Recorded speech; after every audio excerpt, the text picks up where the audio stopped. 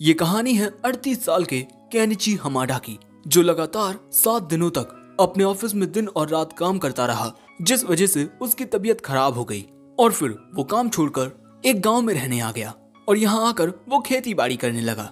उसकी जिंदगी ऐसे ही अच्छी चल रही थी। एक दिन वो एक टीवी शो देखता है जिसमें एक लड़के को एक गॉडेस दूसरी दुनिया में भेज देती है। उस लड़के के पास उसकी स्टेटस विंडो होती है, जिसके बाद एक दिन खाना बनाते हुए वो अचानक ही गायब हो जाता है और फिर वो खुद को पाता है एक अलग ही दुनिया में। उसे समझ नहीं आता कि उसके साथ क्या हो रहा है। ये दुनिया बहुत खतरनाक होती है। उसे कुछ भी समझ नहीं आता। वो यहाँ अपना स्टेटस ओपन करने की कोशिश करता है, जो ओपन हो भी जाता है और अब वो समझ चुका है कि वो एक दूसरी दुनिया में आ चुका है। जिसके बाद केनिची देखने लगता है क्या उसके पास कोई मैजिक और स्किल है, लेकिन ऐसा उसे कुछ दिखाई नहीं देता। तभी वो एक ऑप्शन पर क्लिक करता है और उसके सामने एक विंडो ओपन होती है जिसमें ऑनलाइन शॉपिंग थी। साथ ही उसके पास एक आइटम बॉक्स भी होता है जिसमें वो चीजें रख सकता है और ये ट्राई करने के लिए वो कुछ घास लेकर उस आइटम बॉक्स में डालता है जो उसमें स्टोर हो जाती है और इसके बाद वो उस घास को बाहर भी निकाल देता है और कहता है वाह, ये तो बहुत बढ़िया चीज है। लेकिन तभी उसे भूख लगाती है, इसीलिए वो कुछ ऑर्डर करने के बारे में सोचता है, लेकिन वो ऐसा नहीं कर पाता पर्याप्त बैलेंस ना होने के कारण। साथ ही उसे ये भी पता चलता है कि वो ऑनलाइन शॉपिंग में चीजों को बेच भी सकता है और चीजें बेचकर उसे पैसे मिलेंगे, लेकिन उसके पास तो कुछ बेचने के लिए भी नहीं होता। लेकिन तभी उसकी नजर स्केलेटन के अंदर धसी तलवार पर जाती है, जिसके बाद वो उस तलवार को बेचकर काफी सारे पैसे कमाता है और फिर थोड़ा दूध और ब्रेड खरीदता है। जिसके बाद वो एक शॉवल खरीदकर उस स्केलेटन को जमीन में दफना देता है और उससे कहता है तुम्हारी वजह से आज मेरी जान बच पाई है, शुक्रिया। जिसके बाद केनिची एक साइकिल खरीदकर जंगल से बाहर निकलने लगता है और इसके कुछ देर बाद वो दूध पीता है और फिर आसपास के इलाके का मुआयना करता है और इसके बाद फिर से आगे बढ़ने लगता है और फिर शाम के वक्त एक जगह रुककर अपना छोटा सा कैंप लगाता है। जिसके बाद अपने लिए स्वादिष्ट भोजन बनाता है और जब वो ये खाना खाता है उसे बहुत अच्छा लगता है। लेकिन तभी हम देखते हैं कि वहाँ कुछ मॉन्स्टर्स आ जाते हैं और जैसे ही केनिची उन्हें देखता है वो घबरा जाता है और इसके बाद वो अपने ऑनलाइन स्टोर में कोई हथियार ढूंढने लगता है। वो मॉन्स्टर्स धीरे धीरे उसकी ओर बढ़ रहे थे। जिसके बाद वो कुछ पटाखे और एक गैस टॉर्च खरीद लेता है और इन्हें जलाकर उन भेड़ियों की ओर फेंक देता है। धुएं की वजह से वो भेड़िए केनिची से दूर तो होते हैं लेकिन भागते नहीं। जिसके बाद केनिची किसी और चीज को ढूंढने लगता है और इसके बाद वो एक गुलेल खरीद लेता है और इसके बाद वो उस गुलेल से इन भेड़ियों पर पत्थर मारने लगता है और पत्थर लगने की वजह से वो भेड़िए बेहोश हो रहे थे। ऐसे ही लगातार केनिची गुलेल चलाता रहता है। वो भेड़िए वहां से भाग जाते हैं। जिसके बाद केनिची तुरंत अपनी बाइसिकल से यहाँ से भागना शुरू करता है। वो रात के वक्त ही एक टॉर्च की मदद से आगे बढ़ रहा था और ऐसे ही वो रात भर बस आगे बढ़ता रहता है। जिसके बाद सुबह होती है और हम केनिची को एक जगह पड़े हुए देखते हैं। जिसके बाद वो होश में आता है। अब जैसे वो आगे बढ़ने की कोशिश करता है, ये जंगल बहुत घना होता है, इसीलिए वो एक पेड़ पर एक सीढ़ी लगाकर एक दूरबीन से दूर देखने की कोशिश करता है। और हाँ, ये सारा सामान वो ऑनलाइन शॉपिंग से खरीद रहा है। सामने उसे काफी बड़ी दीवार नजर आती है। केनिची सोचता है कि अब वो इस शहर में जाकर और पैसे कमा पाएगा, क्योंकि अब उसके पास बहुत कम पैसे बचे हैं।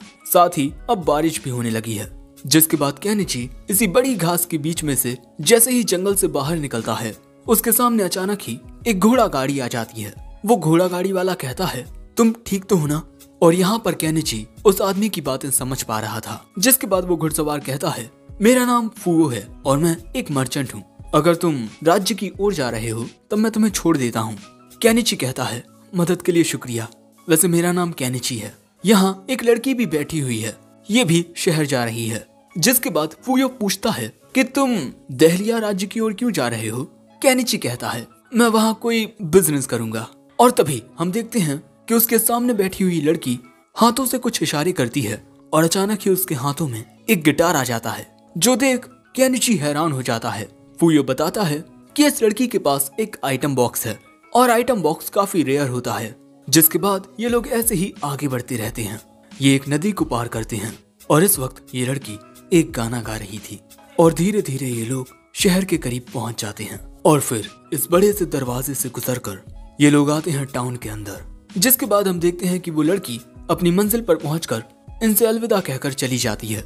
वहीं केनिची फूयो की मदद करता है उसका सामान रखवाने में, और क्योंकि फूयो उसे यहाँ तक लेकर आया है इसीलिए केनिची उसे एज अ थैंक्स एक पोटली देता है। इस पोटली में काली मिर्च होती है। फूयो कहता है, हे तुम इतनी खतरनाक चीज बेचने वाले हो, मेरी बात सुनो, बाकोपा द स्पाइस सिंडिकेट को मसालों का पूरा अधिकार है।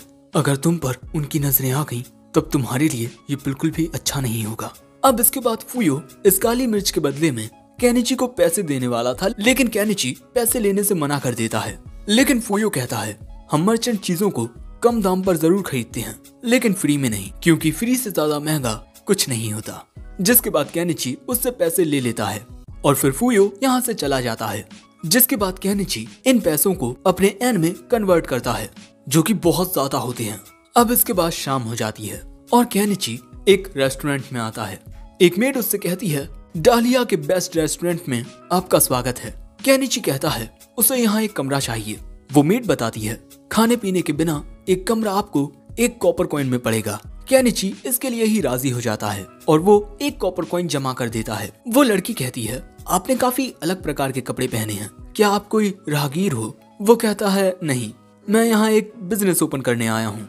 लेकिन उसे पता चलता है कि अगर उसे पढ़ना लिखना और कैलकुलेट करना नहीं आता है तब वो मर्चेंट्स गिल्ड में रजिस्टर नहीं कर पाएगा।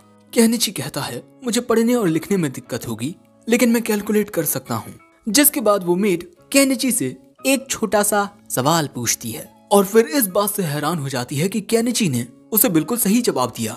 जिसके बाद केनिची उसे अपना नाम बताता है ताकि वो उसके नाम को रजिस्टर कर दे।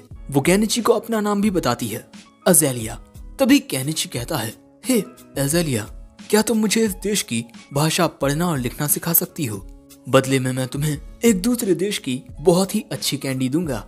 और इसके बाद जब अज़ेलिया उन कैंडीज को टेस्ट करती है तब भैया उसका स्वाद बहुत ही अच्छा होता है। इन कैंडीज को खाकर अज़ेलिया को बिल्कुल किसी नोबल की तरह फील हो रहा था।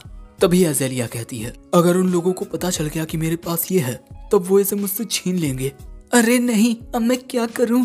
अगले सीन में हम देखते हैं कि अज़ेलिया केनिची को लिखना और पढ़ना सिखाने लगती है और केनिची थोड़ी ही देर में लिखना और पढ़ना सीख जाता है। जो देख अज़ेलिया कहती है, तुम तो बहुत ही ज्यादा होशियार हो, तुम जरूर एक बहुत बड़े मर्चेंट बनोगे। मुझे तो लगता है कि मुझे तुम्हारी प्रेमिका बन जाना चाहिए। केनिची कहता है, ये तुम क्या बोल रही हो, मैं तुम्हारे पिता की उम्र का हूँ। और अगले ही पल में हम देखते हैं कि अज़ेलिया ये देखकर हैरान हो जाती है कि केनिची ने उसकी कितनी अच्छी ड्राइंग बनाई है और इसी वजह से वो इतनी ज्यादा खुश होती है कि केनिची से चिपक ही जाती है और कहती है, तुमने मुझे इतनी अच्छी कैंडीज दी, मेरी ड्राइंग बनाई, आखिर मैं तुम्हें इन सब के लिए शुक्रिया कैसे कहूँ? जिसके बाद वो केनिची को बिस्तर पर पटक देती है। फिर केनिची के कमरे की बत्ती गुल हो जाती है। फिर क्या हुआ मैं बताने नहीं वाला। अब अगले दिन केनिची गिल्ड में आता है। यहाँ उसे फिल करने के लिए एक फॉर्म मिलता है। केनिची देखता है कि इन सभी कागजों को हाथों से लिखा गया है, शायद से अभी इस दुनिया में प्रिंटिंग नहीं है। जिसके बाद केनिची सभी चीजें लिखकर उस फॉर्म को एक रिसेप्शनिस्ट को दे देता है और उसकी रजिस्ट्रेशन फीस 1 सिल्वर कॉइन होती है। लेकिन ये तो बहुत ज्यादा होते हैं, इसीलिए केनिची कहता है, मैं आपको ये पैसे इंस्टॉलमेंट में दूं तो चलेगा? वो कहती है, हाँ क्यों नहीं। जिसके बाद वो केनिची को उसकी गिल्ड आईडी देती है। हाँ, ये छड़ी उसकी गिल्ड आईडी है। जिसके बाद केनिची एक फाउंटेन के पास आता है और फिर वो इस शहर के बाजार को घूमने लगता है और यहाँ पर अलग अलग चीजों की कीमतें देखने लगता है कि यहाँ कौन सी चीज कितनी कीमत की है। तभी एक लड़की उससे कहती है, अंकल क्या आप ये ट्री कलर फ्रूट खाना चाहेंगे? ये बहुत टेस्टी होते हैं। इनके अलग अलग रंगों को देखकर केनिची कहता है, वाह ये तो काफी अलग हैं। ठीक है, मुझे 1 डजन दे दीजिए। केनिची को वो फल एक थैली में मिलते हैं। उन्हें देख केनिची सोच रहा था, आखिर ये किस तरह के फल हैं। वो उन्हें अपने आइटम बॉक्स में रखकर उनके नाम देखने लगता है। जिसके बाद वो एक फल अज़ेलिया को देता है और फिर अपने कमरे की ओर जाने लगता है। इस फल के लिए अज़ेलिया उसे शुक्रिया कहती है। साथ ही उसे ये भी पता चलता है कि केनिची ने गिल्ड में रजिस्टर कर लिया है। जिसके बाद हम देखते हैं कि केनिची अपने बिस्तर पर लेटकर अपनी गिल्ड आईडी को देख रहा था और ऐसे ही देखते देखते वो वहाँ सो जाता है। अब अगले दिन हम देखते हैं कि अज़ेलिया केनिची को कुछ बनाते हुए देख रही है और थोड़ी ही देर में केनिची अपना काम कर लेता है। उसने थोड़ी कारपेंट्री करके एक बहुत ही अच्छा बिस्तर तैयार कर लिया है।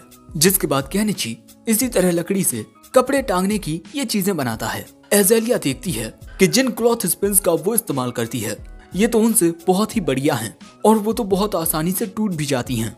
इसीलिए एजेलिया पूछती है, क्या तुम इन्हें बेचने वाले हो? केनिची सोचता है क्या ये फायदेमंद होगी। जिसके बाद हमें बाजार का सीन दिखाया जाता है और यहाँ केनिची एक आंटी के पास आकर पूछता है, क्या मैं अपनी दुकान आपके बगल वाली जगह पर लगा सकता हूँ? वो कहती हैं, हाँ क्यों नहीं। और केनिची अपने आइटम बॉक्स में से अपनी दुकान निकाल लेता है। आंटी कहती हैं, वाह आपके पास तो आइटम बॉक्स है। केनिची कहता है, हाँ छोटा सा आइटम बॉक्स। जिसके बाद केनिची वहाँ अपना सामान रखने लगता है। वो आंटी केनिची से पूछती हैं कि ये क्लिप्स कितने की हैं? वो कहता है, एक कॉपर कॉइन में 5 क्लिप्स। वो आंटी कहती हैं, ठीक है मैं ऐसी 5 खरीदना चाहती हूँ। वैसे मेरा नाम अनामा है, मैं यहाँ काफी वक्त से सामान बेच रही हूँ। वो कहता है, मैं हूँ केनिची, मैं एक बहुत दूर के गांव से आया हूँ। अब इसके बाद आंटी अपनी जगह पर बैठ जाती हैं और केनिची ग्राहक के आने का इंतजार करने लगता है। और ऐसे ही कुछ वक्त गुजरता है और थोड़ी ही देर में इनकी दुकानों पर ग्राहक आने लगते हैं। काफी लोग केनिची का सामान खरीदते हैं। जिसके बाद एक मेड आती है केनिची की दुकान पर और वो ये क्लिप्स लेकर चली जाती है। लंच ब्रेक के दौरान आंटी कहती हैं, तुम्हारी ये क्लिप्स तो काफी अच्छे से बिक रही हैं। जिसके बाद हमें पता चलता है कि केनिची ने कुछ मुनाफा कमा लिया है। वो इन्हें ही बेचकर एक काफी अच्छी जिंदगी जी सकता है। लेकिन दूसरे लोग भी फिर इसी तरह से चीजें बेचना शुरू कर देंगे। लेकिन तभी उसकी दुकान पर एक आदमी आता है। केनिची नोटिस करता है कि इसके कपड़े काफी अच्छे हैं और इसके पास एक तलवार भी है, जिसका मतलब इसका स्टेटस काफी अच्छा होगा। जिसके बाद ये आदमी केनिची से एक चाकू लेकर उसे देखने लगता है। इस चाकू में अलग ही चमक होती है। जिसके बाद वो इसकी धार चेक करता है। एक ही बार में काफी सारी रस्सियां ये आसानी से काट देता है और फिर इसकी कीमत पूछता है। केनिची कहता है, एक की कीमत है 2 सिल्वर कॉइन। वो आदमी कहता है, ये काफी महंगी है लेकिन इनकी क्वालिटी बहुत अच्छी है। वैसे क्या आपके पास इससे कुछ बड़ा है? ये बात सुन केनिची अपनी शॉपिंग साइट में एक अच्छा सा वेपन देखने लगता है और तभी उसे एक चीज मिलती है। ये एक हंटिंग स्वॉर्ड है। वो आदमी इस स्वॉर्ड को निकाल कर देखता है। असल में ये एक बहुत बढ़िया कटाना होती है। वो आदमी इस कटाना की खूबसूरती देखकर हैरान हो जाता है और इसकी कीमत पूछता है। केनिची बताता है, 1 गोल्ड कॉइन। वो आदमी कहता है कि ये बहुत कीमती है लेकिन बहुत खूबसूरत भी, मैं क्या करूं? केनिची को लगता है कि कहीं उसने कुछ ज्यादा ही कीमत तो नहीं बता दी। लेकिन तभी अचानक उसके सामने एक लड़की आ जाती है। वो देखता है कि ये तो एक बिल्ली जैसी इंसान है। वो लड़की केनिची की कंध ले रही है। लेकिन तभी उसके सिर पर एक मुक्का लगता है। हम देखते हैं कि ये उसके ही नस्ल के दूसरे लोग थे। लेकिन ये आदमी है तो ये मॉन्स्टर की तरह लगेंगे, ये लड़की है तो क्यूट लगेगी और इसका नाम मियाले है। लेकिन तभी अचानक केनिची उन बीस्ट को देखकर डर जाता है। ये सभी हैं बीस्ट फॉक। केनिची बताता है कि जिस गांव से वो आया है उस गांव में बीस्ट फॉक नहीं है। लेकिन तभी एक बलौटा केनिची के दुकान की छत पर चढ़ के उस पर लगी हुई चादर को उतार कर उसे अपने हाथों में रखकर कहता है, मैं ये खरीदना चाहता हूँ। केनिची के दिमाग में आता है कि उसे इस चादर को बेचकर दूसरी चादर खरीदनी चाहिए। जिसके बाद वो इस चादर की कीमत 3 कॉपर कॉइन बताता है। लेकिन उस बिलौटे को ऐसी 3 चादर चाहिए जिनकी कीमत 9 कॉपर कॉइन हुए। लेकिन केनिची इन्हें डिस्काउंट देगा और इनके सिर्फ 8 कॉपर कॉइन लेगा। लेकिन इन बेचारों के पास 8 कॉपर कॉइन नहीं होते। तब केनिची कहता है, तब तुम लोग मुझे 2 सिल्वर कॉइन दे दो और मैं तुम लोगों को 2 कॉपर कॉइन वापस करूंगा। लेकिन उसकी ये बात सुन ये सभी उसे बहुत अजीब ढंग से घूरने लगते हैं। लेकिन तभी ये आदमी कहता है कि वो दुकानदार बिल्कुल सही कह रहा है। जिसके बाद हम देखते हैं कि ये लोग खरीदारी करके चले जाते हैं। और इसके बाद ये आंटी जी बताती हैं कि वो सभी केनिची को इसीलिए घूर रहे थे क्योंकि उन्हें कैलकुलेशन करने में दिक्कत आती है। तभी ये आदमी कहता है, तुम काफी भरोसेमंद हो, मैं ये खरीदने के लिए तैयार हूँ। जिसके बाद केनिची रेस्टोरेंट में आकर अपनी 5 रातों का किराया दे देता है। दूसरी ओर एक महल में केनिची की क्लिप को देखते हुए एक लड़की कहती है, तुम्हें इतनी अच्छी चीज इतने सस्ते में मिल गई। मार्गरेट तुम कल जाना और ऐसी और भी क्लिप्स खरीद कर लाना। लेकिन अगले ही पल में ये मैडम जी डिसाइड करती हैं कि हम ये चीज अपनी कंपनी में बेचेंगे। हमारी मेलो ट्रेडिंग कंपनी का एक उसूल है कि कभी भी एक अपॉर्चुनिटी को अपने हाथों से ना जाने दो। जिसके बाद ये मैडम अपने पिता के पास जाने लगती हैं। दूसरी ओर हम देखते हैं कि केनिची शाम के वक्त नहा रहा होता है और तभी वो अपनी ऑनलाइन शॉप में देखता है कि वो वहां से बाथ ड्रम भी खरीद सकता है। और इसके बाद वो सोचने लगता है कि वो ड्रम में पानी भरकर नीचे से उस पर आग लगाकर पानी को गर्म कर सकता है और उसमें नहा सकता है। अब रात के वक्त वो इसी से रिलेटेड काम करने लगता है और सोचता है कि आखिर उसकी ये ऑनलाइन शॉपिंग वाली चीज काम कैसे करती है, क्योंकि उसकी ये जो स्टेटस विंडो है वो उसके अलावा किसी और को दिखाई नहीं देती। साथ ही केनिची इस विंडो को छू भी सकता है, लेकिन इस विंडो में से आखिर चीजें आती कहां से हैं? कहीं उसके साथ कोई स्कैम तो नहीं हो रहा कि उसे अभी चीजें मिलती रहेंगी, बाद में कोई उसकी आत्मा को उससे छीन लेगा, और आखिर वो इस दूसरी दुनिया में आया ही क्यों है? और इसी बारे में सोचते हुए वो बिस्तर पर लेट जाता है, क्योंकि भैया किसी सवाल का जवाब तो मिलने वाला नहीं है। और इसके बाद हमें जंगल का सीन दिखाया जाता है, जहां हम एक कबूतर जैसे पक्षी को शायद उसके घोंसले में जाते हुए देखते हैं। और तभी एक लड़की एक डंडा लेकर उस कबूतर को उससे मारकर कुचलने लगती है और रात के वक्त वो आग जलाकर उसी कबूतर को खाती है। इस लड़की की हालत बहुत बुरी थी, इसे आज तक कभी भी पेट भर खाना नहीं मिला। तभी उसे किसी की आवाज आती है, वो घबराकर तुरंत आग को बुझा देती है और जंगल में छुपने के लिए भाग जाती है। और यहीं पर ये एपिसोड 1 एंड होता है। एपिसोड 2 की शुरुआत में हम देखते हैं कि केनिची अपनी ऑनलाइन शॉपिंग से जिरकोनियम और कट ग्लास खरीदकर उनके ऐसे आभूषण बनाकर बेच रहा है, ये सोचते हुए कि भले से ही ये असल हीरे जवाहरात ना हों, लेकिन किसी औरत के मन को तो ये भा ही लेंगे। केनिची हमेशा ही बहुत अच्छे अच्छे आइटम्स लेकर आता है, इसीलिए ये आंटी उससे पूछती हैं कि उसका सप्लायर कौन है। वो कहता है ये तो आंटी जी सीक्रेट है।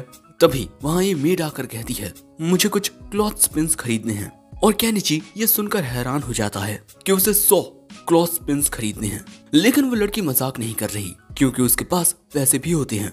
जिसके बाद केनिची इन क्लॉथ स्पिन्स को गिनने लगता है। तभी उस मेड की नजर इन आभूषणों पर जाती है, जिसके बाद वो एक नेकलेस को देखती है। केनिची कहता है कि इसकी कीमत 6 छोटे सिल्वर कॉइन है। जिसके बाद वो मेड कहती है मुझे ये खरीदना है, और इसी तरह वो सामान लेकर यहाँ से चली जाती है। जिसके बाद हम देखते हैं कि लगातार केनिची की दुकान का सामान बिकता रहता है, और फिर ऐसे ही शाम हो जाती है। और तभी उसकी दुकान पर ये बीस्ट फॉक आते हैं। केनिची को लगता है कि ये लोग जो कपड़ा यहाँ से खरीद कर लेकर गए थे उसकी कंप्लेन लेकर आए हैं। लेकिन तभी ये कैट गर्ल मियाले केनिची को स्मेल करके कहती है मैं जानती थी तुम में से मसालों की खुशबू आ रही है। और तभी ये सभी बीस्ट फॉक केनिची से कहते हैं प्लीज हम आपके मसाले खरीदना चाहते हैं। मियाले के जरिए हम जान चुके हैं कि आपके पास मसाले हैं। लेकिन तभी आंटी आकर कहती हैं ये यहाँ पर नया है, और अगर बाकोपा की नजरें इस पर आ गई तब इसके साथ बहुत बुरा हो सकता है। जो बात सुन वो सभी बीस्ट फॉक कहते हैं प्लीज आप कुछ कीजिए ना। वहाँ पर जो लोग खड़े होकर ये सब देख रहे थे वो भी कह रहे थे अगर ये बाकोपा की नजरों में आ गया तो वो इसकी हालत बहुत बुरी कर देंगे। अब ये सारी बातें सुनने के बाद केनिची उन लोगों से कहता है मैं तुम सबको मसाले तो नहीं बेच सकता, लेकिन वो खाना जरूर खिला सकता हूँ जिसमें मसाले डरते हैं। हम टाउन की बाहर वाली नदी के पास खाना खाएंगे, ओके? और ये बात सुन वो सभी बहुत ज्यादा खुश हो जाते हैं और केनिची को उठाकर वहाँ से भागकर जाने लगते हैं। अब रात के वक्त हम देखते हैं कि ये सभी नदी किनारे होते हैं। केनिची ने खाना बनाने की सारी सामग्री निकाल ली थी। इनके साथ अनामा आंटी भी होती हैं, और यहाँ अनामा आंटी गाजरों को देखकर हैरान हो गई थी कि ये किस तरह की सब्जियां हैं। जिसके बाद ये बीस्ट फॉक नदी में से कुछ मछलियां पकड़ती हैं। फिर आंटी गाजर काटती हैं और मियाले सूप बनाने लगती है, और केनिची मछली को काट के उस पर मसाले छिड़कता है और फिर सभी कटी हुई सब्जियों को तलता है। और यहाँ पर इन सभी को खाने की बहुत अच्छी खुशबू आ रही थी, और फिर खाना बनकर तैयार हो जाता है। और इन लोगों को ये खाना इतना अच्छा लगता है कि ये उसे भुक्कड़ों की तरह खाने लगते हैं। आंटी भी कहती हैं आज से पहले उन्होंने इतना अच्छा खाना कभी नहीं खाया। तभी ये बीस्ट फॉक कहते हैं काश इतने अच्छे खाने के साथ हमारे पास शराब भी होती। और अगले ही पल में केनिची शराब ऑर्डर कर लेता है और कहता है आज तुम सभी इस पार्टी को अच्छे से एंजॉय करो, लेकिन यहाँ पर जो हुआ वो कभी किसी को मत बताना। जिसके बाद ये सभी शराब पीते हैं। अब यहाँ आंटी कहती हैं इतना अच्छा होना तुम्हारे लिए नुकसानदायक हो सकता है। लेकिन तभी मियाले थोड़ी और शराब लेने आती है। उसे शराब देते हुए केनिची अपना नाम बताकर उससे उसका नाम पूछता है। वो अपना नाम मियाले बताती है। तभी ये लोग भी अपना नाम बताते हैं। इसका नाम है नियांची, ये बीच वाला नियामेलो, और आखिर का नियाकेरो। मियाले कहती है हमें तुमसे मिलकर अच्छा लगा। केनिची कहता है मुझे भी तुम सबसे मिलकर अच्छा लगा। जिसके बाद ये तीनों अपने कपड़े उतारने लगते हैं, और फिर मियाले भी अपने कपड़े उतार कर पानी में बाकी सबके साथ कूद जाती है। तभी केनिची उन सभी को एक साबुन देता है, जिसके बाद ये लोग साबुन भी लगाते हैं और इन सभी को नहाने में बहुत मजा आ रहा था। जिसके बाद केनिची टॉवल से मियाले को पूछता भी है, जिसके बाद ये सभी थकान के मारे सो जाते हैं, लेकिन मियाले केनिची के ऊपर जाकर सोती है। और दोस्तों, आज रात तारे बहुत प्यारे लग रहे थे। अब अगले दिन एज़ेलिया केनिची से पूछती है कि कल रात वो कहाँ था। केनिची बताता है कि कल रात मैं टाउन के बाहर कुछ बीस्ट फॉक के साथ घूम रहा था। एज़ेलिया कहती है, तुम बीस्ट वुमेन के साथ घूम सकते हो, पर मेरे साथ नहीं, हाँ? जिसके बाद वो केनिची की शर्ट साफ करती है और उसमें से मियाले के रेशे बाहर गिरते हैं और फिर एज़ेलिया यहाँ से चली जाती है। और अब शायद वो केनिची से नाराज हो गई है। अब इसके बाद केनिची अपनी दुकान लगाता है और यहाँ वो मेड आती है अपनी मालकिन के साथ, और ये मोहतरमा काफी खूबसूरत होती हैं। और जब ये दोनों केनिची की दुकान पर आती हैं, केनिची उस मेड को देख पूछता है, क्या तुम सामान लेने के लिए आई हो? जिसके बाद वो मेड केनिची से ये नेकलेस खरीद लेती है। जिसके बाद ये मोहतरमा उस नेकलेस को अच्छे से देखने लगती हैं और फिर वहाँ पर रखे हुए बाकी के आभूषणों को भी देखने लगती हैं। इनमें लगा हुआ पॉलिश्ड कांच बिल्कुल हीरे की तरह लग रहा है।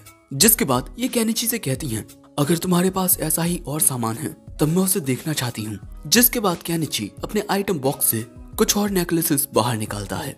ये मोहतरमा देखकर हैरान हो जाती हैं कि केनिची के पास एक आइटम बॉक्स भी है। और इसके बाद वो उससे कहती हैं, मैं तुम्हारे साथ कुछ बात करना चाहती हूँ। मैं प्रिमूला हूँ, मेलो ट्रेडिंग कंपनी के मालिक की बेटी, और मैं चाहती हूँ कि तुम मेरे पिता से मिलो। तभी आंटी केनिची को बताती हैं कि ये लोग डालिया के सबसे बड़े ट्रेडर्स हैं और जो बॉस मेलो हैं वो एक बहुत ही अच्छे इंसान हैं। जिसके बाद हम देखते हैं कि केनिची एक घोड़ा गाड़ी में बैठकर इन दोनों के साथ जाने लगता है और यहाँ मेड मार्गरेट केनिची को एक कपड़ा देती है। वो देखता है कि इसमें क्लॉथ स्पिन्स हैं।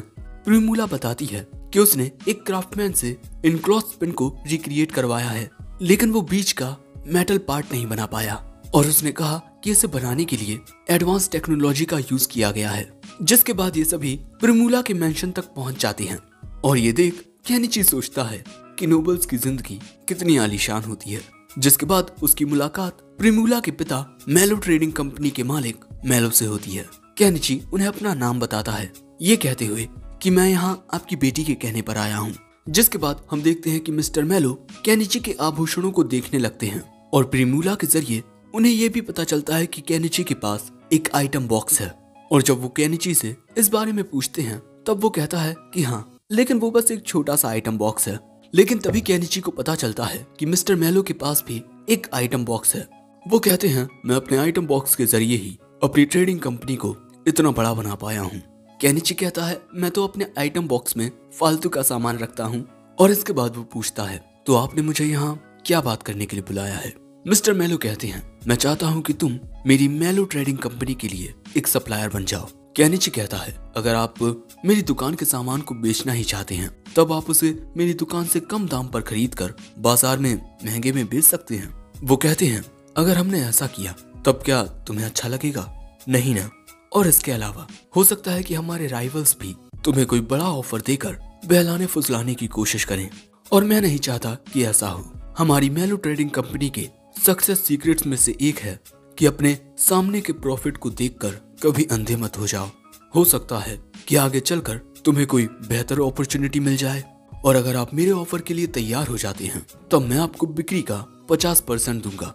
उन्हें लग रहा था कि केनिची इतने में नहीं मानेगा, लेकिन वो हामी भर देता है। जिसके बाद ये दोनों हाथ मिलाकर अपनी डील पक्की कर लेते हैं। जिसके बाद केनिची उन्हें अपने कुछ प्रोडक्ट दिखाता है और ये सब प्रिमूला को तो बहुत अच्छे लगते हैं। पिताजी, क्या मैं इन्हें खरीद सकती हूँ? वो कहते हैं, हाँ क्यों नहीं। और अब प्रिमूला कहती है, मिस्टर केनिची, मैं आपको इनके बदले में 10 गोल्ड कॉइन दूंगी। केनिची 10 गोल्ड कॉइन को एन में कन्वर्ट करने लगता है, जो कि बहुत ज्यादा होते हैं। जिसके बाद प्रिमूला उन्हें खरीद लेती है और इसी तरह थोड़े ही वक्त में केनिची का जो ऑनलाइन शॉपिंग में बैलेंस है वो 8 डिजिट से ज्यादा का हो गया। इसीलिए केनिची अपने लिए एक घर खरीद लेता है। जिसके बाद हम देखते हैं कि केनिची टाउन से बाहर जाने लगता है। वो पुल को पार करते हुए जंगल में आ जाता है और इस जंगल के अंदर जाने लगता है, क्योंकि अपनी दुनिया में भी वो ऐसे ही एक जंगल के बीच घर बनाकर वहाँ रहने लगा था और उसे यहाँ जंगल के बीच एक जगह मिल जाती है। और हाँ, वो एज़ेलिया को बता चुका है कि अब वो जंगल में जाकर रहेगा। एज़ेलिया ने उसे बताया कि वहां पर खतरा हो सकता है। उसका सामना तो केनिची पहले ही कर चुका है, इसीलिए वो कहता है कि मैं अपना घर शहर की दीवारों से ज्यादा दूर नहीं बनाऊंगा। जो सुन एज़ेलिया कहती है, तुम ना बहुत अजीब हो। जिसके बाद केनिची जंगल में घास काटता है और फिर एक दूसरा काम करने लगता है। काफी देर तक काम करने के बाद वो थोड़ा दूध पीता है। उसने अपने आने जाने के लिए एक रास्ता बना लिया है। जिसके बाद वो एक चेन सॉ से पेड़ काटना शुरू करता है। वो काफी सारे पेड़ काट लेता है, लेकिन अब उसके सामने एक बहुत ही मोटा पेड़ होता है। वो उसे काटना शुरू करता है, लेकिन इतना काटने के बाद बहुत ज्यादा थक जाता है। जिसके बाद वो कील और हथौड़े से उस पेड़ को इस तरह काटना शुरू करता है और कुछ देर में ही वो पेड़ कट जाता है। यहाँ पर केनिची ने एक पेड़ काट लिया है, लेकिन इसे काटने में ही वो काफी ज्यादा थक चुका है और इसी तरह वो काफी सारे पेड़ों को काट लेता है। अब वो इन कटे हुए पेड़ों को आइटम बॉक्स में रखने की कोशिश करता है, लेकिन वो ऐसा कर नहीं पाता क्योंकि ये पेड़ बहुत ज्यादा बड़े होते हैं। इसीलिए वो एक चेन सॉ से इन्हें काटना शुरू कर देता है। शाम होते होते वो इन बड़े पेड़ों को छोटे टुकड़ों में काट लेता है और फिर उन्हें अपने आइटम बॉक्स में रख लेता है। साथ ही उसे ये भी पता चलता है कि वो अपने आइटम बॉक्स में 10 मीटर से ज्यादा लंबा सामान नहीं रख सकता। अब यहाँ पर उसने काफी सारा काम कर लिया है और शाम भी हो गई है, इसीलिए वो आज इतना ही रहने देता है। अब अगले दिन वो एक फावड़े से इस पेड़ के नीचे की मिट्टी को खुदेने लगता है और काफी देर होने के बाद भी वो एक ही पेड़ को सिर्फ आधा ही खुदे पाया और इसी में वो बहुत ज्यादा थक चुका है। और यहाँ पर कितने सारे पेड़ हैं। वो गुस्से में आकर अपना शवल फेंक देता है, मैं इतना ज्यादा नहीं खुदे सकता। जिसके बाद वो अजीब सी हरकतें करता हुआ अपनी ऑनलाइन शॉपिंग से एक जाइंट मैका को सम्मन करता है। अरे मेरा मतलब अपनी ऑनलाइन शॉपिंग से ये मशीन खरीदता है, लेकिन यहाँ पर उसने एक बहुत ही महंगी मशीन खरीद ली है। लेकिन अब क्या ही करें, खरीद ली तो खरीद ली, लेकिन अब उसे वो मजदूरी का काम नहीं करना पड़ेगा। जिसके बाद वो उसमें बैठकर उसे चलाना शुरू करता है, लेकिन तभी उसे याद आता है कि वो इतनी बड़ी मशीन को चलाने के लिए डीजल कहाँ से लाएगा। और वो अपनी इन्वेंट्री में देखने लगता है, ना ही उसमें डीजल होता है और ना ही केरोसिन, लेकिन उसे लैंप ऑयल दिख जाता है जिसका इस्तेमाल वो केरोसिन की जगह कर सकता है। लेकिन 1 लीटर 1800 रुपए का है। लेकिन क्या करें, महंगा होने के बावजूद भी खरीदना मजबूरी है। वो खरीद लेता है, लेकिन इसके बाद वो इस बारे में भी सोचने लगता है कि कहीं ये ऑयल मशीन में डालने के बाद मशीन काम करना ही बंद ना कर दे। इसी वजह से अब वो एक डीजल जनरेटर मशीन को भी ऑर्डर कर लेता है, लेकिन उसका मैनुअल तो वो पढ़ ही नहीं पाता और फिर वो डीजल जनरेटर में लैंप ऑयल डालने लगता है और उसकी ये मशीन काम कर जाती है। वो बहुत खुश होता है। जिसके बाद वो एक ड्रम केबल खरीद कर रात में काम करने के लिए वहां पर 2 बल्ब उजाल लेता है। अब क्योंकि उसने सारा दिन बहुत मेहनत की है, इसीलिए वो नदी में आकर नहाने लगता है। लेकिन भैया उसे मच्छर बहुत काट रहे हैं। एज़ेलिया ने उससे कहा था कि उसे बग रिपेलेंट मैजिक स्टोन खरीद लेना चाहिए। जिसके बाद वो उसे खरीदने के लिए एक टूल शॉप में आता है। यहाँ पर एक बूढ़ा मेज होता है। केनिची कहता है, मैं भी आपकी तरह एक दुकानदार हूँ, लेकिन मैं बाहर से आया हूँ। वो मेज कहता है, ओह तुम बाहर से आए हो, अगर तुम्हारे पास बेचने के लिए अच्छे प्रोडक्ट्स हैं तब मैं उन्हें अच्छी कीमत पर खरीद सकता हूँ। केनिची कहता है, मैं यहाँ बेचने नहीं बल्कि खरीदने आया हूँ बग रिपेलेंट मैजिक स्टोन्स, लेकिन एक स्टोन 3 सिल्वर कॉइन्स का है। अब क्योंकि ये बहुत ज्यादा महंगा होता है, इसीलिए केनिची कहता है, क्यों ना हम आइटम्स को एक्सचेंज कर लें, मैं आपको मेरे देश के ये फल दे सकता हूँ। मेज कहता है, मैंने आज से पहले ऐसे फल कभी नहीं देखे, लेकिन फिर भी मैं इन्हें ले लेता हूँ। अगले सीन में हम देखते हैं कि आंटी केनिची को उस बुढ़े के बारे में बताती हैं कि वो बहुत ही ज्यादा समझदार है। डालिया में उसे एक चलता फिरता एनसाइक्लोपीडिया कहा जाता है और अगर केनिची उससे दोस्ती कर ले तो ये उसके लिए काफी अच्छा हो सकता है। लेकिन यहाँ केनिची एक वांटेड पोस्टर को देख रहा था। इस बंदे का नाम शागा है। ये इस एरिया में मौजूद बैंडिट्स का लीडर है। दूसरी ओर जंगल में हमें एक सौदेबाजी दिखाई जाती है। एक आदमी कुछ पैसे लेकर इस बच्ची को बेच देता है। इस बच्ची को हमने एपिसोड 1 के एंड में देखा था, जिसके बाद वो आदमी यहाँ से चला जाता है और ये बच्ची अपने नए मालिक की घोड़ा गाड़ी में बैठने जाती है। लेकिन वहां पर इसी की तरह काफी सारे गुलाम थे। जिसके बाद ये बच्ची उन्हीं के पास जाकर बैठ जाती है। ये घोड़ा गाड़ी आगे चलती है, लेकिन तभी अचानक इन पर हमला हो जाता है। घोड़ा गाड़ी पलट जाती है और इन गुलामों को खरीदने वाले को भी मार दिया जाता है। ये डाकू थे और ये था वही शागा, बैंडिट्स का लीडर। जिसके बाद अगले दिन हम देखते हैं कि केनिची अपनी इस मशीन के जरिए काफी आसानी से उन पेड़ों को उखाड़ पा रहा था और फिर वो उन्हें उखाड़ कर दूर फेंक देता है अब तो उसे ये काम करने में भी मजा आ रहा है। वो बहुत आसानी से और तेजी से इन सभी पेड़ों को उखाड़ता जा रहा था और बस कुछ ही देर में वो अपना सारा काम कर लेता है और इसके बाद मशीन के ऊपर चढ़ के कहता है, इस नई दुनिया में एक आरामदायक जिंदगी जीने के लिए मैं इस जगह जंगल के बीचों बीच अपना एक लकड़ी का घर बनाऊंगा। लेकिन हाँ यार, ये मशीन खरीदने के बाद मेरे पास अब ज्यादा पैसे नहीं बचे, मुझे और सामान बेचना पड़ेगा। एंड गाइस, यहीं पर एपिसोड 2 एंड होता है। एपिसोड 3 की शुरुआत में हम केनिची को मिस्टर मेलो के साथ बैठा हुआ देखते हैं और यहाँ केनिची मिस्टर मेलो के लिए कुछ लेकर आया था और ये शुगर थी। यहाँ मिस्टर मेलो बताते हैं कि शक्कर और नमक ये काफी ज्यादा महंगे हैं, लेकिन राज्य में इनको लेकर काफी सारे कानून बनाए गए हैं, इसीलिए हम ये आपसे नहीं खरीद सकते। जो बात सुन केनिची निराश हो जाता है क्योंकि उसे लग रहा था कि वो खाने पीने के मसालों को बेचकर काफी ज्यादा मुनाफा कमा सकता है। जिसके बाद केनिची उन्हें ये वाले आभूषण दिखाता है क्योंकि ये आभूषण नोबल्स के बीच काफी ज्यादा पॉपुलर हो रहे हैं और फिर इन्हें बेचकर केनिची का काफी ज्यादा मुनाफा होता है। जिसके बाद हम केनिची को फिर से जंगल के बीच में देखते हैं और यहाँ पर केनिची ने सभी बड़े पेड़ों को काट दिया है और अब केनिची के पास काफी सारे पैसे भी हो गए हैं क्योंकि वो मेलो ट्रेडिंग कंपनी के साथ आइटम्स की ट्रेडिंग कर रहा है। और फिर केनिची अपनी पुरानी जिंदगी को याद करते हुए अपने लिए एक घर का ऑर्डर दे देता है अपनी ऑनलाइन शॉपिंग में। लेकिन जैसे ही वो ऑर्डर करता है उसके सामने अचानक ही आसमान में से लकड़ियां गिरने लगती हैं और फिर उसे पता चलता है कि उसे ये घर खुद बनाना पड़ेगा। अब भाई केनिची के सामने इतनी सारी लकड़ियां पड़ी हुई थी जिनको जोड़कर घर तो आसानी से बनाया जा सकता है, लेकिन ये बहुत ज्यादा बड़ी थी। जिसके बाद केनिची इस घर के डिजाइन को पढ़ता है जो कि काफी मुश्किल होता है, लेकिन क्या करें, अब तो उसे ये घर बनाना ही पड़ेगा। ऐसे ही फिर धीरे धीरे केनिची काम करना शुरू करता है। लेकिन तभी यहाँ से ये बीस्ट फॉग गुजरते हैं जिनको केनिची ने खाना खिलाया था, इसीलिए वो भी यहाँ केनिची की मदद करने के लिए रुक जाते हैं। ऐसे ही दिन में कुछ देर काम करने के बाद केनिची अपनी दुकान संभालता है और फिर ऐसे ही कई हफ्ते गुजर जाते हैं। हम देखते हैं कि घर लगभग पूरा बनकर तैयार होने ही वाला है, लेकिन सब कुछ करने में भाई केनिची को 1 महीना लग गया। लेकिन हाँ, अब उसका घर बनकर तैयार है और फिर केनिची बीस्ट फॉग के साथ रात में घर के पूरा बनने का जश्न मनाता है। जिसके बाद आज रात केनिची अपने घर के बिस्तर पर ही सोता है, लेकिन यहाँ पर इलेक्ट्रिसिटी नहीं है और अभी भी घर का काफी अंदरूनी काम बचा हुआ है। जिसके बाद अपने घर के चारों ओर ये बगीचा टाइप बनाने में और बाकी की चीजें पूरी करने में केनिची को फिर से 1 महीना लग गया और बिजली के लिए उसने यहाँ पर सोलर पैनल्स लगा लिए हैं और घर के बगल में ही उसने नहाने के लिए अपना ड्रम बाथ भी बना लिया है, जिसमें नहाते वक्त वो बहुत ज्यादा खुश होता है।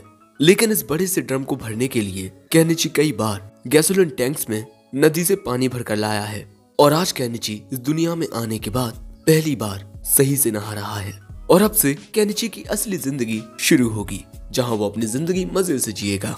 जिसके बाद वो अगले दिन एज़ेलिया को आकर बताता है कि उसने जंगल के बीचों बीच अपने लिए एक घर बना लिया है और तुमने अब तक यहाँ पर मेरा ख्याल रखा, इसके लिए शुक्रिया। जिसके बाद केनिची वहाँ से जाने लगता है, लेकिन केनिची को जाते हुए देख एज़ेलिया खुश नहीं होती। फिर अगले दिन एक नई सुबह के साथ केनिची उठता है और फिर अपना मुंह धोकर अपनी साइकिल लेकर इस दूसरी दुनिया की खूबसूरती को कैमरे में कैप्चर करने के लिए वो निकल पड़ता है। लेकिन ऐसे ही जब वो साइकिल से जा रहा था तभी उसकी साइकिल के सामने एक तीर आकर लगता है, जिस वजह से केनिची साइकिल से नीचे गिर जाता है और तभी उसके सामने कुछ और तीर आकर लगते हैं। इसलिए केनिची एक पेड़ के पीछे जाकर छुप जाता है। ध्यान से देखने पर हमें पता चलता है कि केनिची पर हमला करने वाले कुछ बीस्ट फॉग होते हैं और इन्हें ये बात पसंद नहीं आ रही कि इनके जंगल में कोई इंसान रहने के लिए आ गया है, इसीलिए ये लोग तय करते हैं कि ये केनिची को मार देंगे। अब ये बात सुनकर केनिची अपने लिए एक गुलेल खरीदता है और फिर उस गुलेल की मदद से इन बीस्ट फॉग की ओर वो कुछ पटाखे फेंक देता है, जिन पटाखों को जलता हुआ देख ये बीस्ट फॉग घबरा जाते हैं और तभी केनिची अपनी इस मशीन को सम्मन करता है और फिर उसमें बैठकर वो इन बीस्ट फॉग की ओर आगे बढ़ने लगता है और यही देख वो बीस्ट फॉग केनिची से घबराकर भाग जाते हैं।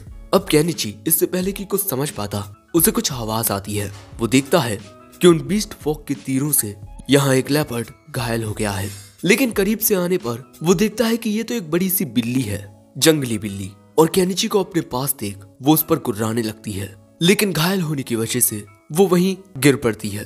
जिसके बाद केनिची खुद को पूरी तरह से तैयार करके उसके अंदर से वो तीर निकालता है और फिर उसके बाद उसके जख्म को सैलाइन सॉल्यूशन से साफ करता है। फिर वो एक इंजेक्शन के जरिए उसके मुंह में दवाई डालता है और फिर उसके घाव पर भी एंटीबायोटिक लगाता है।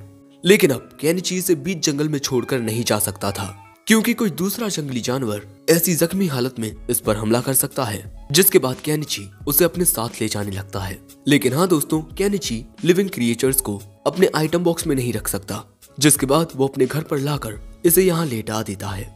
लेकिन देखकर लग नहीं रहा था कि इसकी हालत में कोई ज्यादा सुधार है। सो अब केनिची अगले दिन फिर से इस मेज के पास आता है।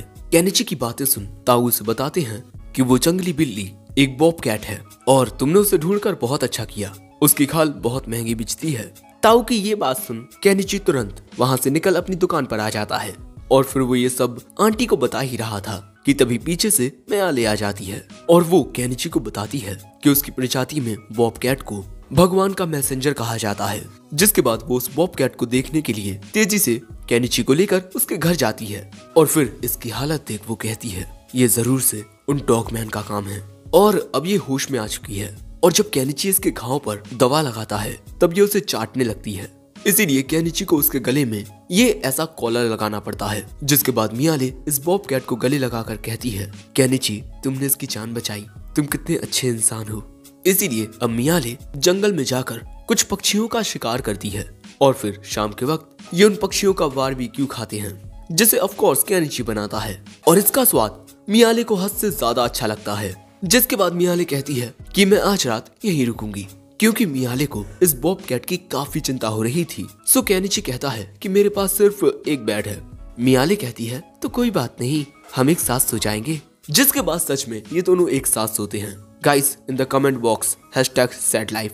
अब फिर ऐसे ही कुछ दिन गुजर जाते हैं। केनिची फिर से अपने दिन के सारे काम करने लगता है और ये बॉबकैट भी बहुत तेजी से ठीक हो रही है। जिसके बाद केनिची अपनी ऑनलाइन शॉपिंग से कुछ खाद और कुछ पौधे खरीदता है। लेकिन इसके बाद खाना खाते हुए वो सोचने लगता है कि हर बार पानी लेने के लिए उसे नदी पर जाना पड़ता है, तो अब पानी की व्यवस्था के लिए वो क्या करे? क्या मुझे कोई हैंडपंप लगा लेना चाहिए? अब फिर रात के वक्त जब केनिची सो रहा था तभी शायद केनिची को कोई सपना आता है जिसमें वो किसी लड़की की गोद में सो रहा था। Again #sadlife। लेकिन फिर सुबह होते ही जो ये बॉबकैट है वो केनिची के ऊपर कूदकर उसे जगा देती है। केनिची देखता है कि अब ये बॉबकैट बिल्कुल ठीक हो चुकी है, इसलिए वो इसके गले में से ये कॉलर निकाल देता है। जिसके बाद ये बॉबकैट इशारे के जरिए बताती है कि इसे बाहर जाना है। जिसके बाद केनिची उसे लेकर बाहर आता है और फिर उसे जाते हुए देख कहता है अपनी जिंदगी अच्छे से जीना, ओके। जिसके कुछ दिन बाद तक केनिची अपनी दुकान बंद ही रखता है, क्योंकि यहाँ वो अपने लिए कुआं खोद रहा है और हाँ वो जल्द ही यहाँ पर एक हैंडपंप लगा लेता है। पानी की दिक्कत हुई सॉल्व। जिसके बाद वो आसानी से अपना बाथ ड्रम भी भर लेता है। लेकिन तभी उसके पास मिस प्रिमूला आती हैं और वो यहाँ पर इसीलिए आई है क्योंकि उसे केनिची की चिंता हो रही थी, क्योंकि केनिची ने काफी दिनों से अपनी दुकान नहीं खोली और केनिची का पता मियाले ने प्रिमूला को बताया है। और यहाँ पर प्रिमूला केनिची के घर को देख काफी हैरान थी, क्योंकि यहाँ पर काफी सारे इक्विपमेंट रखे हुए थे। और प्रिमूला के पूछने पर केनिची उसे बताता है कि वो बड़ी सी लोहे की मशीन उसकी वफादार फैमिलियर है। जो बात सुन प्रिमूला कहती है क्या फैमिलियर? इसका मतलब आप मैजिक का यूज कर सकते हैं? केनिची कहता है ये बात सबसे सीक्रेट ही रखना। लेकिन तभी केनिची को याद आता है कि इतनी शाम हो गई है, अब तक तो शहर में जाने का वो बड़ा दरवाजा बंद हो गया होगा। आज रात प्रिमूला भी केनिची के घर पर रुकने वाली है। और जब केनिची बताता है कि उसके पास सिर्फ एक ही बिस्तर है, तब प्रिमूला कहती है कि चलेगा। और तभी प्रिमूला की नजर केनिची के ड्रम बाथ सेट पर जाती है और जैसे ही उसे पता चलता है कि ये एक बाथ टब है, वो बहुत ज्यादा हैरान और खुश दोनों होती है। अगले सीन में हम प्रिमूला को उसे ड्रम बाथ में नहाते हुए देखते हैं, पर क्योंकि ये बाथ टब खुले में था इसीलिए प्रिमूला को डर भी लग रहा था। इसीलिए वो केनिची को वहीं थोड़ी दूरी पर बैठा लेती है और यहाँ केनिची उससे पूछता भी है पानी का टेम्परेचर ठीक है ना? वो कहती है हाँ ये बहुत अच्छा है। जिसके बाद केनिची कहता है तुम यहाँ नहा लो, मैं थोड़ी दूर जाकर खड़ा हो जाता हूँ। लेकिन वो घबरा कर कहती है नहीं आप यहीं रुकिए। जो बात सुन केनिची कहता है अगर तुम्हें इतना ही डर लग रहा था तो कभी और नहा लेती। लेकिन वो कहती है हमारी मेरू ट्रेडिंग कंपनी के कुछ उसूलों में से एक है कि कभी भी एक अपॉर्चुनिटी को जाने मत दो, क्योंकि हो सकता है कि फिर वो अपॉर्चुनिटी कभी वापस ना आए। जो सुन केनिची कहता है अच्छा, और मान लो कि अगर मैं कोई बुरा आदमी निकला तो? वो कहती है आप बीस्ट फॉग के साथ इतने अच्छे से बिहेव करते हो, मैं मान ही नहीं सकती कि आप बुरे दिल के हो। जिसके बाद केनिची प्रिमूला को अरे ये बाथरोब देता है जिसे नहाने के बाद पहनते हैं। इसे देख प्रिमूला कहती है अगर हम इसे सेल करेंगे तो कस्टमर्स को ये बहुत पसंद आएगा। केनिची कहता है कि ये बेचने के लिए नहीं है, लेकिन हाँ मैं तुम्हें थोड़े बहुत दे दूंगा। जिसके बाद सोने के लिए केनिची प्रिमूला को नाइटी देता है और यहाँ वो प्रिमूला की ड्राइंग बना रहा है। और यहाँ ये कहती है आपके पास ये इतनी सारी चीजें हैं, अगर आप इन्हें बेचोगे ना तो आप सिर्फ टहलिया ही नहीं बल्कि पूरे किंगडम ऑफ कैदन के बेस्ट मर्चेंट बन जाओगे। लेकिन केनिची अपने लिए इतनी सारी अटेंशन नहीं चाहता, उसे नॉर्मल सी जिंदगी जीना पसंद है और वो इस वक्त जितने पैसे कमा रहा है वो उतने में ही खुश है। जो जान प्रिमूला कहती है तो मैं मेलो ट्रेडिंग कंपनी की ओर से आपसे वादा करती हूँ कि आप जो आइटम्स हमें प्रोवाइड करते हैं हम उन्हें फॉरेन आइटम्स के रूप में ही बेचेंगे, कभी आपका नाम सामने नहीं आने देंगे। केनिची कहता है हाँ शुक्रिया, और यहाँ पर उसने प्रिमूला की एक बहुत ही अच्छी ड्राइंग बना ली है। जो देख प्रिमूला बहुत खुश होती है।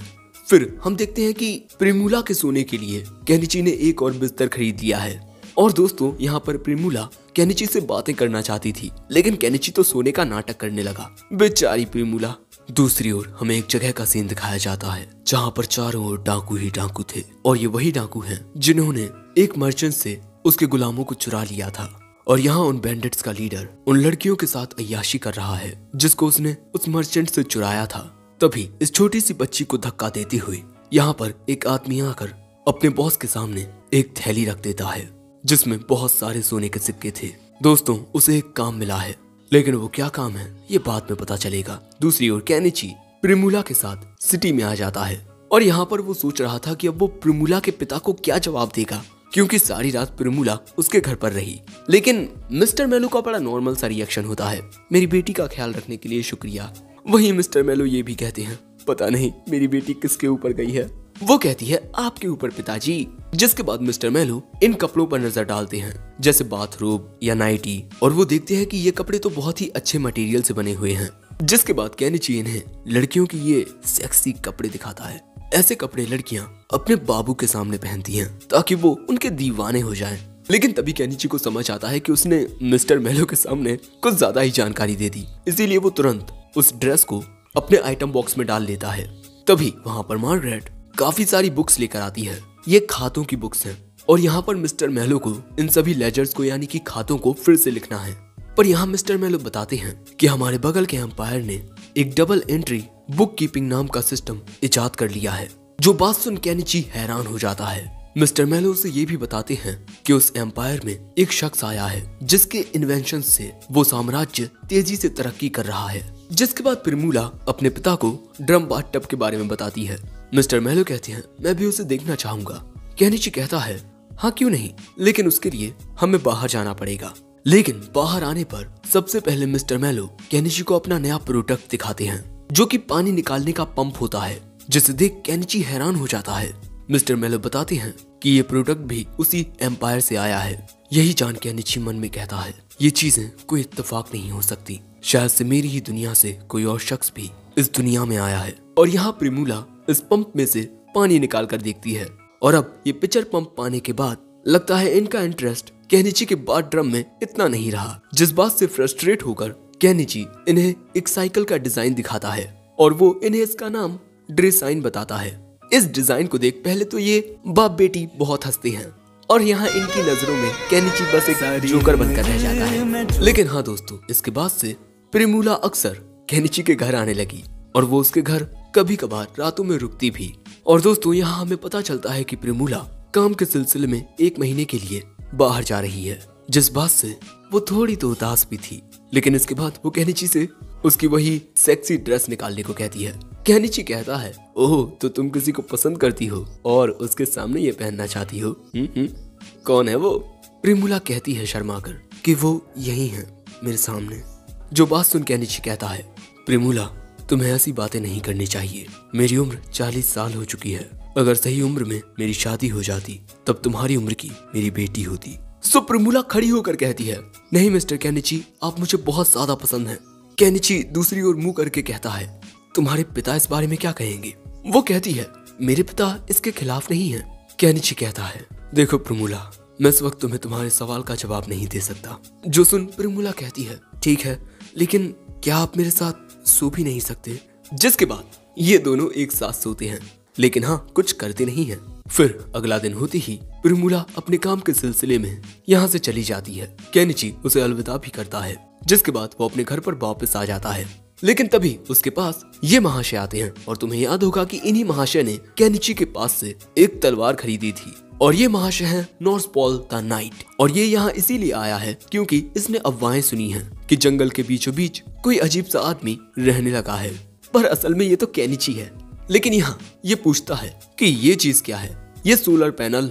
केनिची कहता है कि ये मैजिक रिलेटेड बात है तो मैं आपको बता नहीं सकता, प्लीज आप इस बात को सीक्रेट रखिएगा। नॉर्सपॉल कहता है ठीक है, लेकिन यहाँ पर नॉर्सपॉल केनिची से चाकू बनाने की स्टील खरीद लेता है।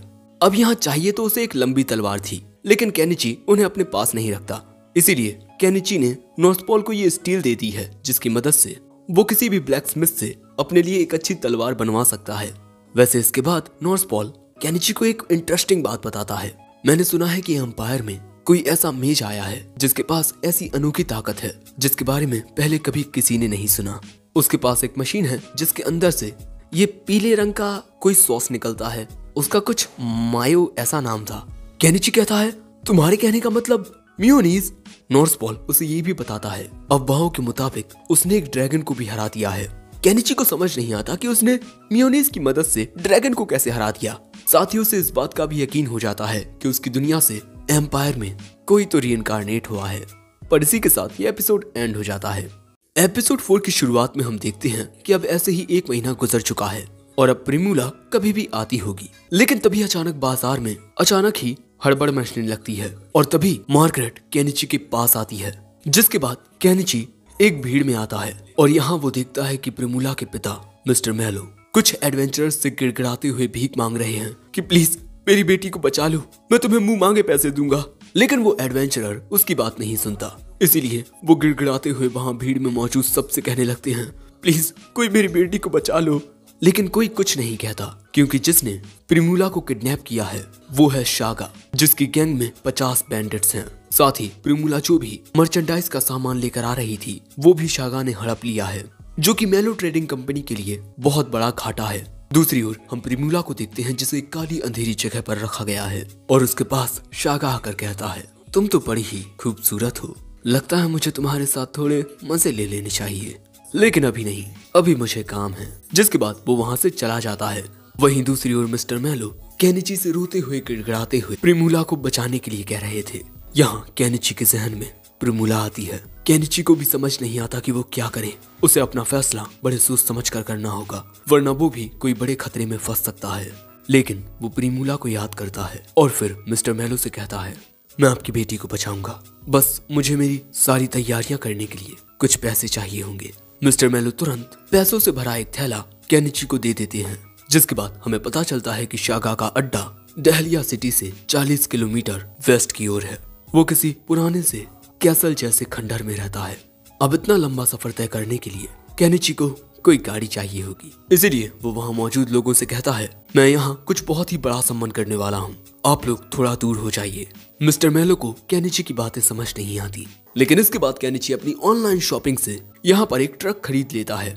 लो भाई आ गया एक बड़ा सा ट्रक। अब इसके बाद केनिची वहाँ पर मौजूद लोगों से कहता है क्या यहाँ मौजूद आप में से कोई इस लड़ाई में मेरा साथ देगा, मैं आप सभी को हथियार भी दूंगा, साथ ही शाखा के ऊपर काफी बड़ा इनाम है, आपको काफी पैसे भी मिल सकते हैं। आखिर आप लोग कब तक कायरों की तरह इन डाकुओं से छुपते रहेंगे, हिम्मत दिखाइए, क्या यहाँ पर किसी में इतनी हिम्मत है जो मेरा साथ दे सके। लेकिन दोस्तों सच में यहाँ किसी में भी इतनी हिम्मत नहीं होती कि वो अपने कदम आगे बढ़ाए। लेकिन तभी वहाँ आती है ये बॉबकैट, ये वही है जिसकी केनिची ने जान बचाई थी और ये केनिची के पास आ जाती है उसका साथ देने के लिए। तभी वहाँ मियाले और ये बाकी के बीस्ट फॉक आ जाते हैं केनिची का साथ देने के लिए, जिसके बाद केनिची मियाले को ये धनुष देता है जिससे वो आसानी से काफी दूर तक निशाना लगा सकती है। और वहीं निया मैलो, निया कैरो और नियांजी को भी फाइट करने के लिए केनिची वेपन देता है और केनिची ने उन्हें बताया है कि ये मैजिक शॉट्स हैं। लेकिन हाँ हम जानते हैं कि ये साफ साफ सफेद झूठ है। तभी वहाँ पर नॉर्सपॉल द नाइट भी आ जाता है केनिची का साथ देने के लिए और यहाँ पर वो अपना फुल आर्मर पहनकर आया है। साथ ही केनिची ने उसे जो स्टील दिया था उसकी मदद से उसने अपने लिए एक बहुत ही बढ़िया तलवार बनवा ली है और इसका नाम वो वुल्फ फैंग रखता है और इससे वो शागा के साथ लड़ने के लिए बहुत ही बेताब होता है। और तभी भैया वहाँ पर ताऊ भी आ जाते हैं। केनिची उनसे कहता है कि आप जैसे बूढ़े ताऊ को इस लड़ाई झगड़े में नहीं आना चाहिए। ताऊ कहते हैं क्या बे पागल हो गया है, मैं एक एडवेंचरर हुआ करता था। और वो यहाँ अपने जादू का थोड़ा सा नमूना भी दिखाते हैं क्योंकि ताऊ एक बहुत ही होनहार मेज है। लेकिन दोस्तों अब आती हैं सबसे ज्यादा काम की आंटी। तुम लोग मुझे पीछे छूट कर नहीं जा सकती। और भले से ही आंटी लड़ ना सके लेकिन वो इनके लिए खाना तो बना ही सकती हैं, साथ ही वो लड़ाई की जगह पर नहीं जाएंगी। अब इतने लोग लड़ने के लिए इस ट्रक पर आ जाते हैं। लेकिन इसके बाद जैसे ही केनिची कहता है कि क्या हमारे साथ कोई और आना चाहेगा, वहाँ से सभी लोग जाने लगते हैं। तभी मिस्टर मेलो कहते हैं मिस्टर केनिची मैं भी आपके साथ चलता हूँ। केनिची कहता है आप हमारे साथ नहीं चल सकते क्योंकि जब प्रीमूला घर पर वापस आएगी तब उसका वेलकम करने के लिए कोई तो घर पर होना चाहिए ना। आपकी बेटी को बचाने का काम हमारा है। और ये बात सुन मिस्टर मेलो रोने ही लगते हैं। जिसके बाद केनिची गिल्ड में आकर इस क्वेस्ट को एक्सेप्ट कर लेता है कि वो बैंडिट्स बॉस शागा को हराएगा। जो बात सुन रिसेप्शनिस्ट भी हैरान हो जाती है। जिसके बाद केनिची गिल्ड से जाने लगता है और फिर वो सभी लोगों को लेकर ट्रक में बैठाकर निकल पड़ता है। लेकिन वहाँ मौजूद लोग केनिची और उसके साथियों को पागल समझ रहे थे। लेकिन यहाँ मिस्टर मेलो और उनके शुभचिंतक केनिची और बाकी सबके वापस आने के इंतजार में लग जाते हैं। और आखिर में हमें केनिची की आवाज आती है। हो सकता है कि मैंने ये जिम्मेदारी लेकर कोई बेवकूफी कर दी हो, लेकिन जिंदगी में कई बार एक मर्द को तब भी लड़ना चाहिए जब उसे ये बात पता हो कि वो हार जाएगा। दूसरी ओर हम देखते हैं कि प्रीमूला को कैद में रखा गया है। तभी उस सेल में खाना लेकर यही छोटी बच्ची आती है। लेकिन यहाँ प्रीमूला उस बच्ची की हालत देख उससे कहती है कि मुझे भूख नहीं है, तुम्हें ये खाना खा लो। जिसके बाद वो बच्ची वही खाना खाने लगती है। और यहाँ प्रीमूला कहती है तुम्हें भी यहाँ बंदी बनाकर रखा गया है ना, पर तुम चिंता मत करो, जल्द ही हमारी मदद आती होगी। वो बच्ची कहती है क्या भगवान हमारी मदद करने आ रहे हैं? प्रीमूला कहती है हाँ कुछ ऐसा ही समझ लो। दूसरी ओर केनिची और बाकी सब तेजी से उस ट्रक के जरिए शागा के अड्डे की ओर जा रहे थे। फिर शाम हो जाती है, इसीलिए ये लोग यहाँ एक कैंप लगाते हैं और खाना खाने के लिए रुकते हैं। थोड़ी ही देर में केनिची खाना बनाकर तैयार कर देता है और तुरंत ही खाना लेने के लिए ये बीस्ट फॉक आ जाते हैं। वहीं पर केनिची बॉब कैट को एनिमल फूड खिला रहा था, पर क्योंकि ये एनिमल फूड होता है इसीलिए ये बीस्ट फॉक यानी कि कैटमैन भी ये एनिमल फूड खाने लगते हैं। लेकिन ताऊ का मन भी ये खाना खाने को करता है और ये एनिमल फूड उन्हें अच्छा लगता है। जिसके बाद अब वहीं बैठकर केनिची इन सभी को स्ट्रेटेजी समझाता है। तभी आंटी कहती हैं कि वो यहीं रुकेंगी क्योंकि लड़ने में वो इनकी कोई मदद नहीं कर सकती। जिसके बाद हम देखते हैं कि मियाले तेजी से दौड़कर शागा के अड्डे की ओर जा रही थी और यहाँ केनिची उससे वॉकी टॉकी के जरिए बात करने की कोशिश करता है। लेकिन अचानक ही केनिची की आवाज सुन वो घबरा जाती है कि ये आवाज कहाँ से आ रही है। केनिची उसे समझाता है कि ये एक मैजिक आइटम है जिसके जरिए आप किसी दूसरे शख्स के साथ लॉन्ग डिस्टेंस से भी बात कर सकते हैं। वहीं अब हम देखते हैं कि मियाले को शागा का अड्डा दिखाई देने लगता है। वहीं ताऊ केनिची से पूछते हैं कि तुम्हारे पास ऐसे मैजिक आइटम कहाँ से आए। केनिची कहता है प्लीज ताऊ इग्नोर इट, और फिर वो ट्रक में बैठ जाता है शागा के अड्डे की ओर जाने के लिए। और दोस्तों अगर ये लोग एक दिन के अंदर वापस नहीं आते तब आंटी सीधा एडवेंचरर्स गिल्ड में जाएंगी और इन बैंडिट्स को हराने का क्वेस्ट गिल्ड में रजिस्टर करेंगी। जिसके बाद आंटी इन सभी को अलविदा कह देती हैं।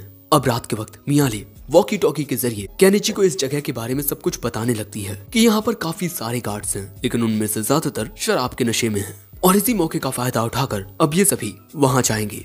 तभी एक बीस्ट फॉक केनिची को कुछ देते हुए कहता है आज से पहले तुमने किसी को मारा नहीं है ना? जिसके बाद वो इस अखरोट जैसी चीज को केनिची को खाने को कहता है। केनिची को इसका स्वाद बहुत ही कड़वा लगता है, लेकिन अगले ही पल में उसे बड़ा अजीब लगने लगता है। वो समझ जाता है कि ये कोई अजीब सा ड्रग है और वो अचानक ही बहुत ज्यादा हंसने लगता है और इसी तरह वो बौखला जाता है और बहुत तेजी से ट्रक चलाने लगता है। भैया अब ट्रक चल नहीं रहा, अब तो उड़ रहा है ट्रक। दूसरी ओर शागा के अड्डे पर यहाँ मौजूद सभी डाकू शराब पी रहे थे और जो डाकू बंदियों पर नजर रख रहे थे वो भी शराब के नशे में थे। प्रीमूला के अलावा भी यहाँ कई सारी लड़कियां बंदी बनी हुई थी। लेकिन तभी अचानक एक गार्ड को जंगल में से रोशनी दिखाई देती है और ये केनिची के ट्रक की ही रोशनी थी। लेकिन इससे पहले कि ये कुछ करते मियाले इनमें तीर मार के इन्हें खत्म कर देती है क्योंकि केनिची ने उससे कहा था कि वो सबसे पहले सामने के गार्ड्स को खत्म कर दे। जिसके बाद मियाले वापस ट्रक पर आ जाती है और अब इनके सामने एक पुराना सा दरवाजा होता है जिसे तोड़ने का काम ताऊ खुद पर लेते हैं। जिसके बाद ताऊ ट्रक पर आकर मंत्र उच्चारण करते हुए एक्सप्लोजन मैजिक का यूज करते हैं और इस हमले से हम देखते हैं कि वो दरवाजा चकनाचूर हो जाता है और ये धमाका बहुत बड़ा था, जिसकी गूंज बाकी सारे बैंडिट्स के साथ शागा भी सुन लेता है। अब आगे जाने के लिए ट्रक को रास्ता मिल चुका है। केनिची का यही प्लान था कि जब वो डाकू नशे में होंगे तभी उन पर हमला करने का सबसे सही वक्त रहेगा, क्योंकि शराब पीते वक्त वो अपना आर्मर भी नहीं पहने होंगे। तभी केनिची ट्रक के जरिए उस कैसल में आ जाता है। लेकिन इसके बाद हम देखते हैं कि ताऊ अब मैजिक का यूज नहीं कर पाएंगे, क्योंकि उन्होंने जिस एक्सप्लोजन मैजिक का यूज किया उसी में उनका सारा माना खर्च हो गया। लेकिन तभी बीस्ट फॉक नीचे आकर इन बैंडिट्स को मारना शुरू कर देते हैं और जो भी इन बीस्ट फॉक पर पीछे से हमला करता है मियाले उसे अपने तीर से मार देती है।